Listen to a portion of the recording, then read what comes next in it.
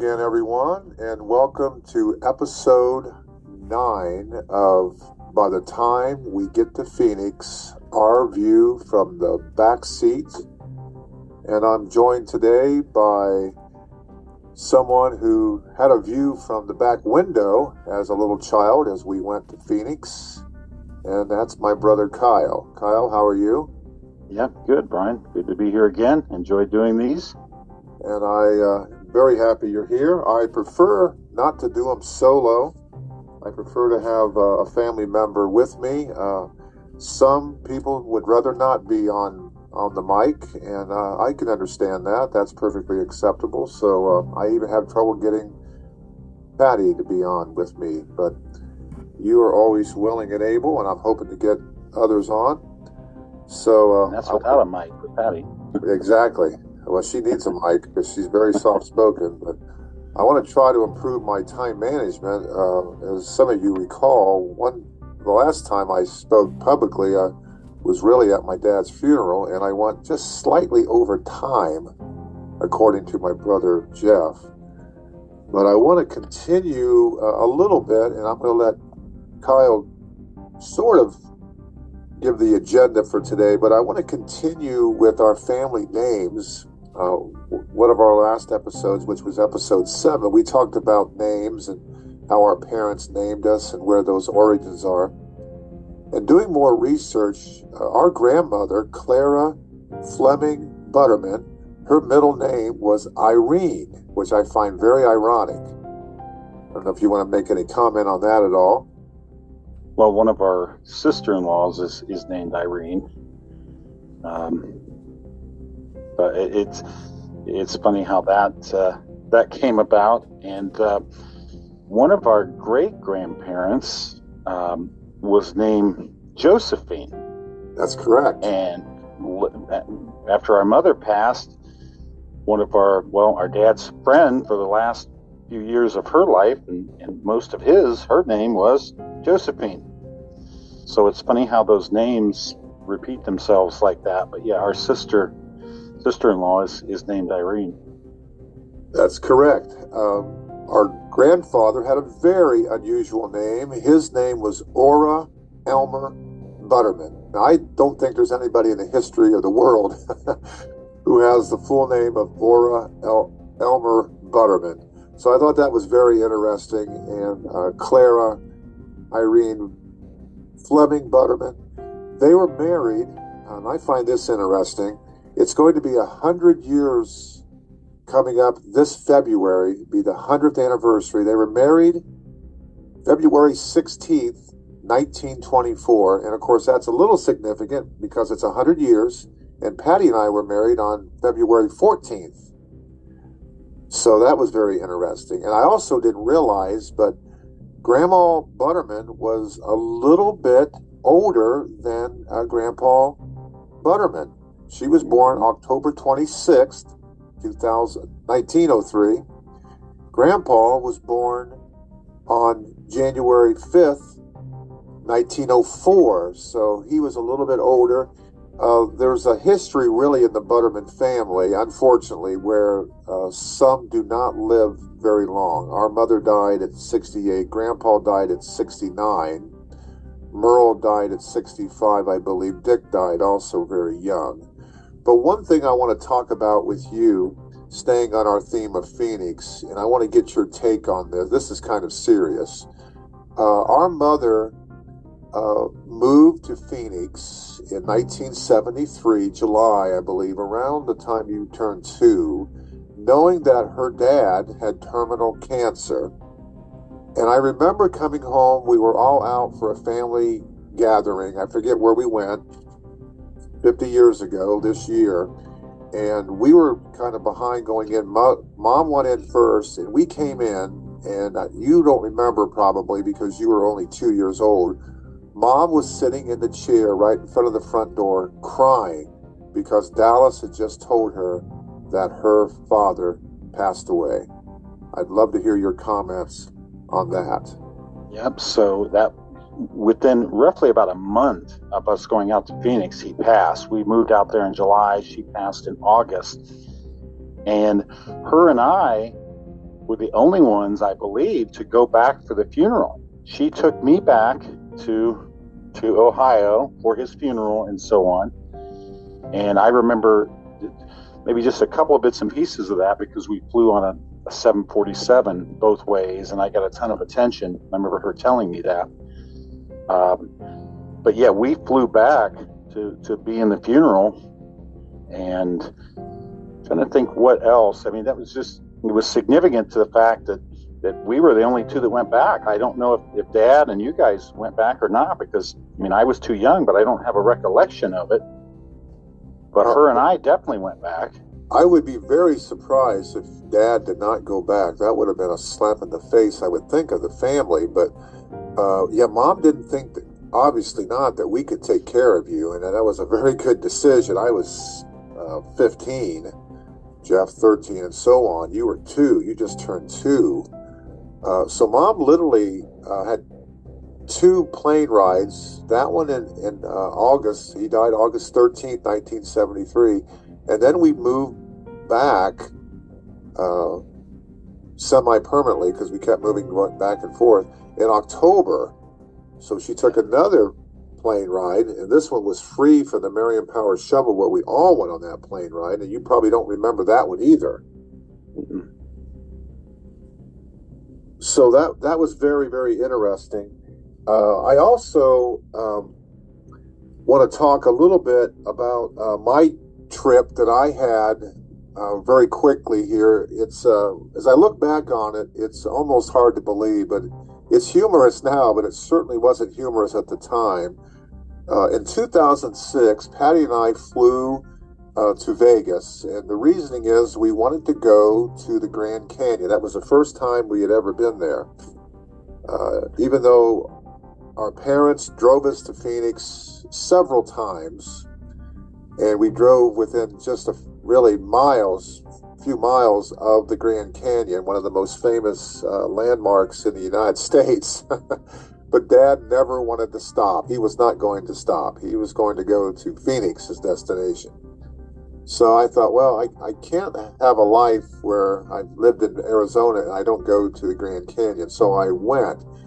But the story that I want to relate to you all is we left to go back home, and we were in Vegas because that was the quickest way we could fly down there and then take a bus ride for 4 hours to the Grand Canyon. We thought that would be the best way to do it, so we did.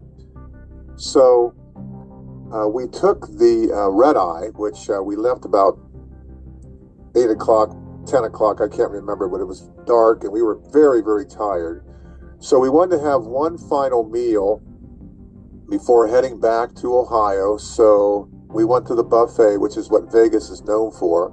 And I had my usual buffet, which I won't bore you with the details. You can all visualize how much food I put away. But Patty decided that she wanted the lettuce salad buffet. So, and of course, thousands of people probably go through that buffet. So we're getting on the plane, and this is the only time, everyone, that I had a great seat on a plane. We were at the very front. It was first class, just the best seats. And it's tired. It's the red eye. So I'm sitting there relaxing after a long day. It's like 10 o'clock at night, and we're sitting there, and all of a sudden the plane takes off. Patty never said a word to me about anything. And so we take off, and we're in the air for about 30 minutes or so. And she turns to me and said, I don't feel too good. Now, you've heard that expression before, haven't you, Kyle? So yeah, it made me think of Mom. Well, when you said that on our one episode, I can relate to that because that's what Patty said. And I said, oh, well, can you go to the bathroom? And, well, I'm not going to make it to the bathroom. With Mom, it came out the one end. With Patty, it came out the other end. And she said, hurry up and give me a vomit bag. And I didn't know where the vomit bag was at the time. And so she turned to her left, which is where I was, and vomited all over my shirt, my pants, onto my shoes. And if you've ever had sickness from a salad, and all the nastiness that goes with that. That's what I had, and it was a lot. And uh, she, I don't know what she was thinking. We couldn't get up in time, and she couldn't get anything else in time, so she vomited all over me. So I had to take off my shirt. I had a t-shirt underneath it. My pants were just soaking wet, and as I recall, I had shorts on. So I had shorts on that were soaked with vomit and mucus and everything else, and my shoes were really ruined. So I took my shoes off there. So you think that would be the end of the story, but it's not. She said, I feel a lot better now. So I thought, I'm just going to relax. I was pretty angry, obviously, but I knew it wasn't really her fault. She was sick. So I'm sitting there, and about a half hour more into the flight, an overhead announcement comes on. We have a severe medical emergency in the back of the plane. We need all medical personnel to raise their hand. We need your assistance. This is a serious matter. I thought, well, I'm not going to say anything. I'm sure there's doctors and there's nurses and medical people on the plane. Not one person raised their hand. Not one. Patty said, you got to get up and go back there. I said, Patty, I am in no condition to do that. I am a mess here. I don't have my clothes on. I got my shoes on. Patty raises her hand and said, my husband is a nurse. So the stewardess comes over and said, could you please go back? We have an emergency. We got to get back there now. So they flip all the lights on, and I make the long walk, the walk of shame, all the way to the back of the plane. And remember, I'm at the front of the plane because I finally got these great seats. So I walk all the way back there. Now you have to visualize that I don't have a shirt on. I've got a t-shirt that probably doesn't fit me very well. This is 2006, so I have a little bit better physique at that time. I had no shoes on. I'm covered in vomit and mucus, and I have a huge wet spot area down there where it looks like I urinated all over myself. And I'm sure people are thinking, this is a medical professional. So I go back there, and there's a very heavy-set woman. I remember her, very elderly. She looked like she was about 70, very pale. I said, yes, what's the problem? I'm having terrible chest pain. I said, do you have any medication here? Yes, I have medication. It's in my overhead suitcase. So we got that out. I gave her the nitro. Didn't help. I gave her more nitro. We put oxygen on her. She was very ill. I thought really that she was going to die right there on the plane. Very pale, very obese. I'm thinking 300 pounds. Traveling really by herself, which was silly. Who knows? She probably had a day, in Vegas, and she partied too much. So I got her taken care of the best I could, and then had to walk back to my seat. So I know exactly what it means to do the walk of shame. I was about as embarrassed as I've ever been in my life. And now I have two reasons to be really angry with Patty. She vomited all over me. And then to top it off, being the good Samaritan, well, you've got to get back there. And I thought, well, you go back and help this person. She didn't follow me back, by the way. She just sat there, just, how'd it go? Did it go okay? Sure, Patty. So that's one of my Vegas stories. I never went back to Vegas ever again, have no desire to go back there, and I never let her ever again eat salad from a salad bar is the moral of that story. I don't know if proves your belief that salad isn't good. It proves that's why I don't eat salad. That's exactly right. It does me no good. It causes me harm to eat a salad. So I want to get back, though, for just a moment, if we could. I don't want to sideswipe this. To get your feeling on what would possess Mom really to move to Phoenix knowing that her dad was terminally ill. Do you think that she did not know he was dying of cancer?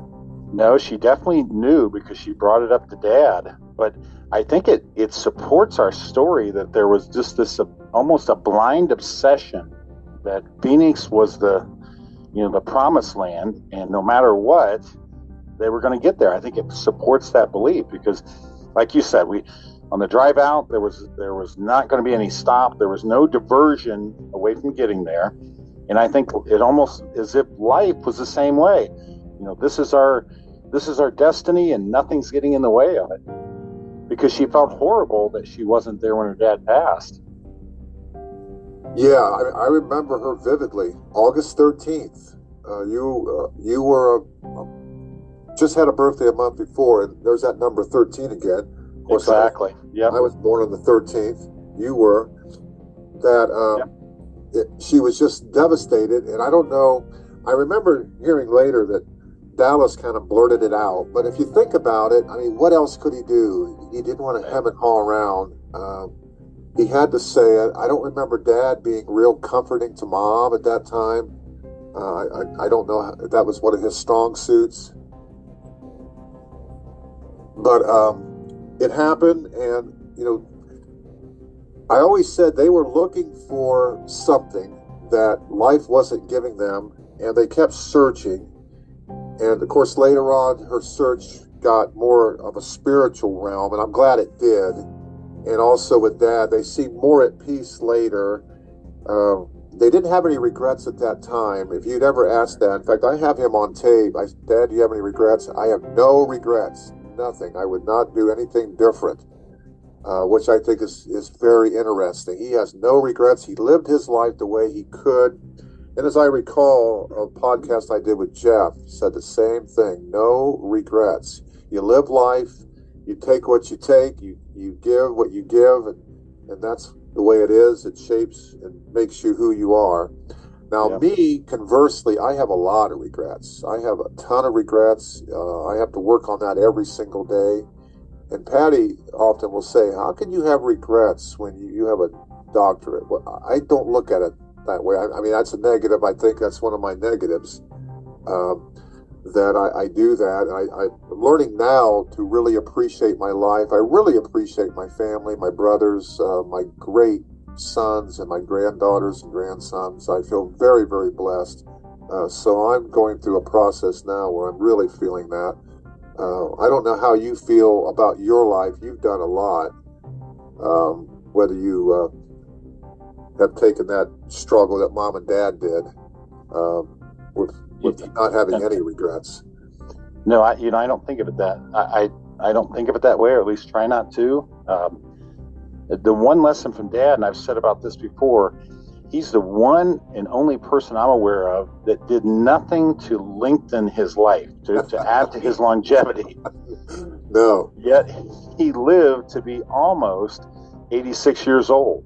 And when you consider all the health issues he had, his weight, and so on, it really is a miracle. Because a quick story, Dad is probably the only person in history who had a triple bypass, and as soon as he was released from the hospital, had to stop and have a triple cheeseburger.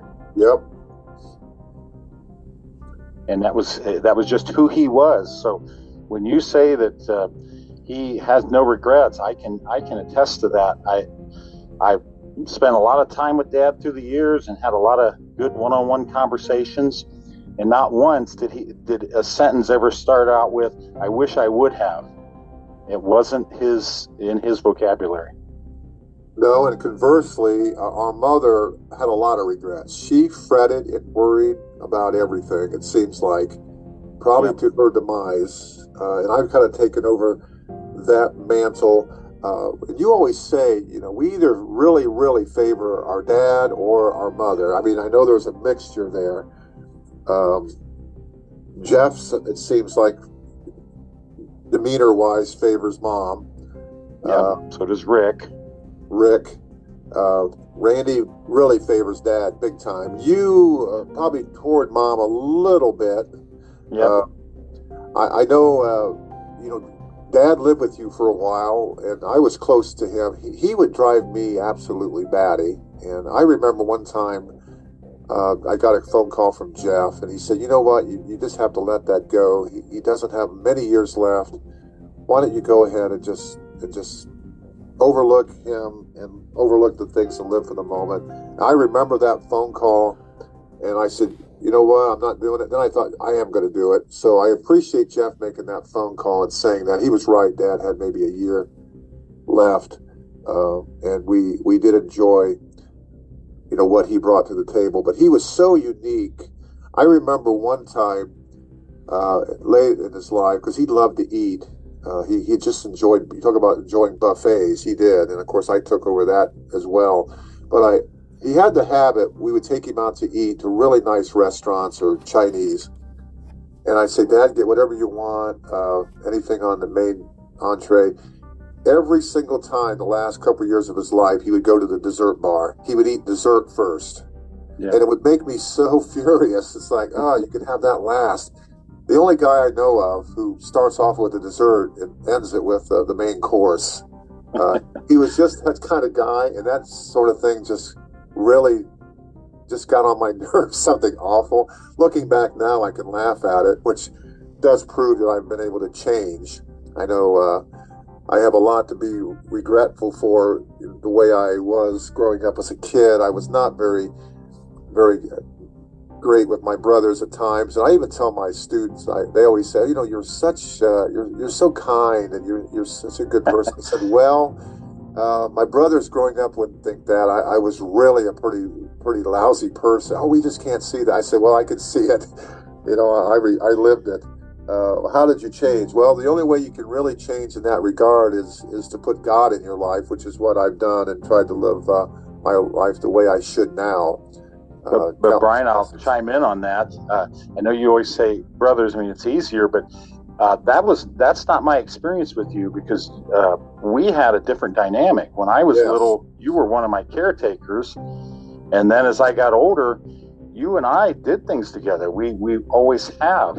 So I did not have that dynamic with you that the other three did, especially Jeff. That is amazing, because when you're exactly right, because I remember I just had you with me everywhere in Phoenix as a 2-year-old, and I had a vow. Right. You had very beautiful blonde hair. It was white blonde. And I combed it every day. It was long. I said, Dad, whatever you do, just leave his hair alone. It's beautiful. So I come home from school one day in Phoenix, and Dad not only gave you a haircut or had it done, the guy must have been a butcher, because he just completely butchered your hair. It was just singed at the roots. You talk about a marine cut. And when I went to school, you had a beautiful long head of hair all the way down past your shoulders. And I come home and there's bald spots on you. I was just so furious at him. So furious. But that was one of the problems that we had, and I didn't even realize it, is whenever we would go away to do something at a lake or on a picnic, because Mom and Dad liked to do that sort of thing because it was basically free, we didn't know you were following us. Right. Even on our trips to Phoenix, we would stop by a large lake. Dad liked to do that. And one time, we left you, Mom, we're leaving now. We're going to go off here. It was by a large lake. We just stopped for an hour or two on our trip to Phoenix, and we found out that you were following us, quarter mile back, trying to find us. And the story was that somebody grabbed you near the road or by the lake, I can't remember, and took you back to Mom. And of course, when I got back, I was to blame, because I was the one watching you. Per se, I didn't even know you were with us. I'm 15. I'm not thinking about that all the time. You don't remember it, but that definitely did happen. But anything else you want to say about anything we've talked about? Otherwise, I'm going to move on. No, I think we've made good use of the time, just updating the listeners on some of these stories and giving them some perspective to think about. But in our older age, I'm 66 years old now. I just turned 66 this week. Patty also had a birthday. But I think now we've learned all these lessons. I wouldn't trade Phoenix, all the times to Phoenix, for anything. I absolutely would not. I don't know where I would have been without it. There was talk, I don't even know if you know this, Mom and Dad, because I was such a troublemaker and a problem, they were going to leave me in Phoenix. I don't know if you ever knew that story. When everybody went back, they were going to leave me with Linda, and I was going to stay with her dad, Linda in Dallas. And at I said, no, I don't think I want to do that. And I was going to go to Alhambra High School. At the last minute, they just said, no, I guess we'll take him back. So there was a lot of times in my life I didn't really feel wanted at all. But, you know, that episode where Dad had me go with those two strange characters in the middle of the night, I just thought, well, this is their way to get rid of me. Well, they probably thought that on the way back. You know, if we leave Brian here, what are we going to do if we break down again? We don't know. And I often wonder where my life would have been if I would have stayed there in Phoenix for my junior year of high school, or I guess it was my senior year. Well, here's the same type of story for you. So when we went out in 1981, we were literally only there for 2 weeks. And when they, of course, same scenario, they're saying they go to the school and say, well, you know, we're gonna move back. One of the teachers at the school offered to adopt me, or at least have me stay with her, so I wouldn't have to go back to Ohio. She was going to have me live with them and stay with them, and Mom and Dad, I don't think they considered it, but that's always stuck with me because our life in Ohio was terrible at that point in time. Mom and Dad were struggling to find work. We were struggling financially. We lived in a 1-bedroom apartment, and I mean a small, you talk about tiny homes being popular now, that's how we lived. It was about 600 square feet for the 3 of us. So I had the opportunity to stay in Phoenix and be taken care of by one of my teachers that I had there who had already taken to me. But Mom and Dad turned him down. But you mentioned about being not wanted. I always had that impression too, because you guys would get in trouble whenever you would go off, and I would try to go with you because Mom, I think at that point, thought, well, they'll take care of him. Well, they were just at the age where they had their 4 kids. They had 4 kids in 4 years, basically. And then there was a huge gap. Yeah. Mom and Dad just were not at that age to take care of you. That's sort of how I took over watching you. They would go next door when we lived in Upper on A Street, and I was there taking care. I didn't know how to take care of you. I remember one time I had to make your bottle, and I put it in the microwave too long, and I thought, oh, maybe I better check this. And I poured it on my arm, and it was hot. Really, I thought, ooh, boy, I'm glad I checked it. I just did not have a clue how to take care of you. This is 71, 72, so I'm 13, 14. I learned on the go, and I remember one time, this has nothing to do with fitting, but it's one of those great life stories where Mom's sister, June, came over, was holding you, and said, I'm going to put him back down on the floor, and she got about 6 inches from the floor and completely dropped you. I was so mad, right on your back and your head, boom. And I thought, whoa, that was not an accident. You didn't do that accidentally. You know, It was just little things like that. So there's such weird dynamics with our mother, Ellen Butterman Smith, with her sister June, who was 3 or 4 years older, Aunt Ruth, who was older. The dynamics just never seemed to go away there, which were kind of strange. So I don't know if we want to go on with that.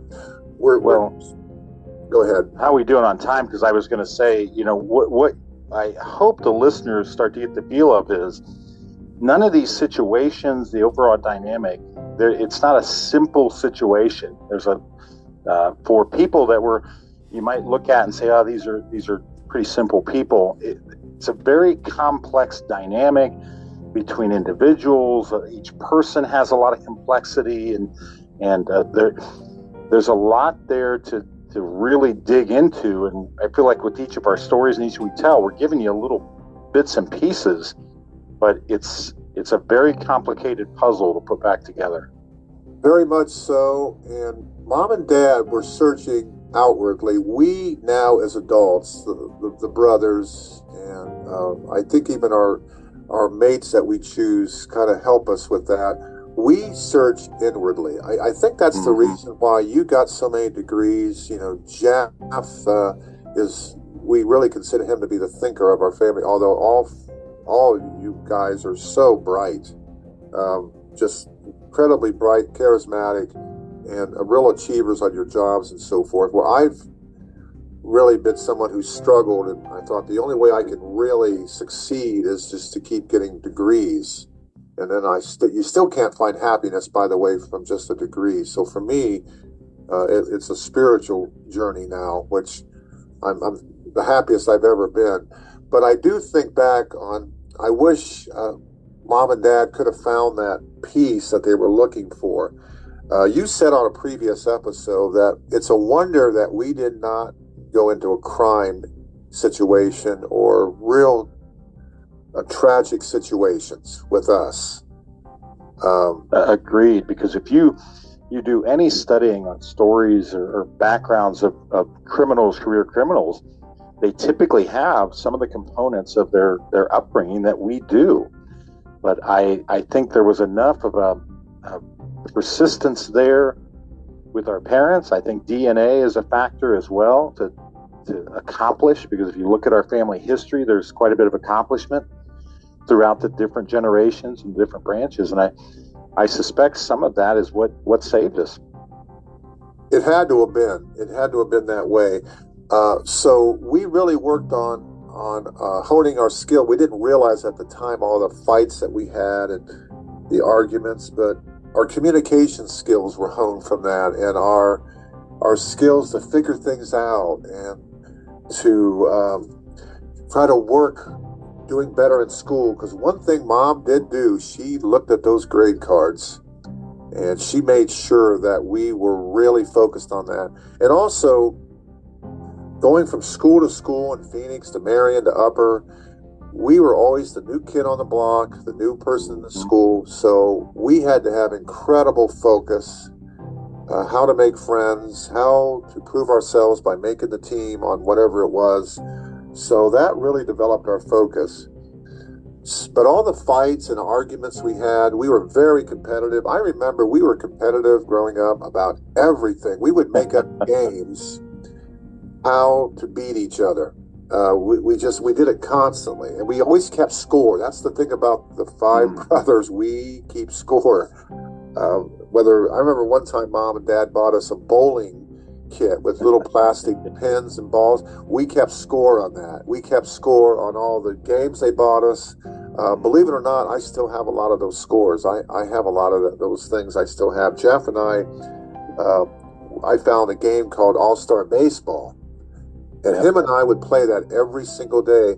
And Jeff always wanted to keep track of those scores. He would write them down, and of course he's developed that, and he probably uses that on his job today, I would imagine.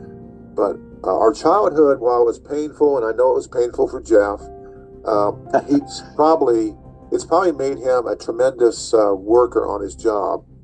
It's as evidenced by he's just won an award, which is like a global award for his job. Which I think I'm going to take some credit for that, because I honed him by making him focus. He's not buying this, I can tell. To make him tough. Making him tough. Thinking of making Jeff tough, we don't have a lot of time left. I want to talk a little bit about some of our episodes with Jeff in particular in Phoenix, on the way to Phoenix and so forth, about some of the injuries that he suffered that were kind of like freak accidents. And I want to get him on a podcast to talk about these. Well, he's turned his volume up on his radio at this point, so. The one that I don't have a good memory on, Jeff does, is one time in Phoenix, in the backyard of Dallas and Linda's house, which is where we stood. He's out there, and of course it's always 90 degrees in the shade. He was on a lawn chair sitting there just relaxing. And for some reason, I just didn't feel like I could let that happen. I wasn't going to let that happen. And I tied him down while he was asleep. And when he woke up, he realized he was tied completely to the lawn chair. And I have such regrets about this now. Luckily, he did not get hurt as I flipped him over onto his face. You have to remember that Phoenix at that time, 73 didn't have a lot of water and so forth, so the ground was always very hard. But again, it's a psychological evaluation to find out why I did that sort of thing. That was just awful.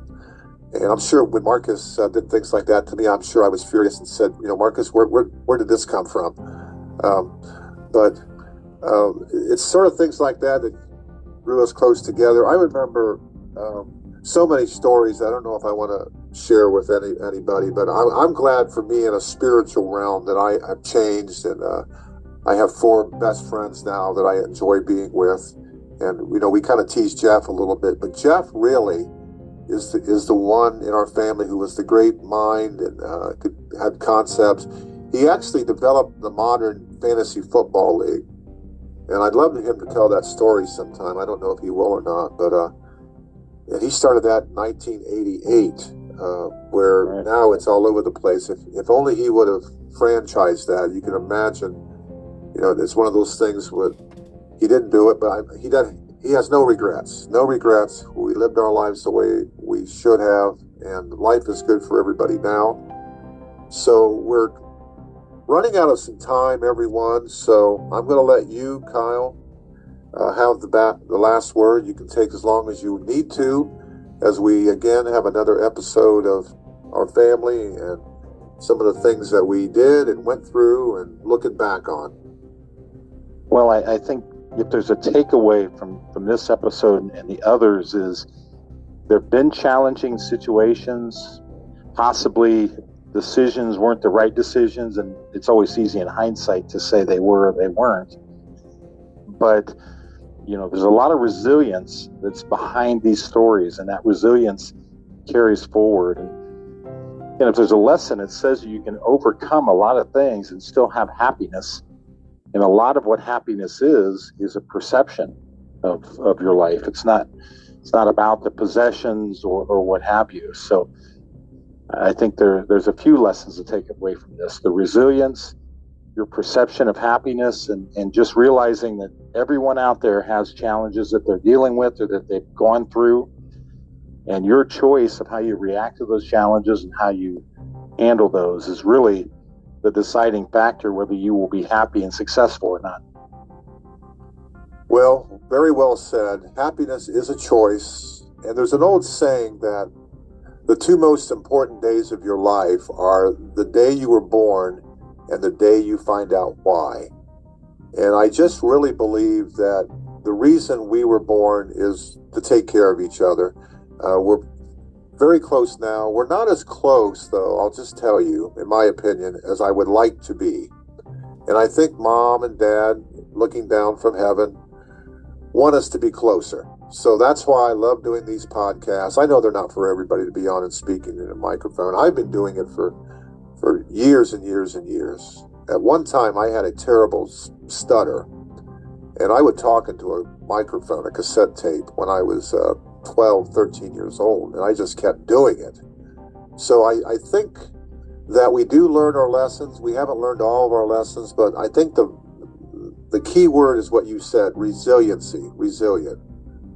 We have a lot of issues in our family where we've had sickness and people with severe illness, and they're overcoming it. And so that resilience is there. It will stay there. So I think we're going to conclude our episode today, everyone. You've been listening to By the Time We Get to Phoenix, our view from the back seat. And I want to again thank our youngest brother, Kyle, for joining me for another great discussion. And be listening again for another episode. And we'll see you down the road.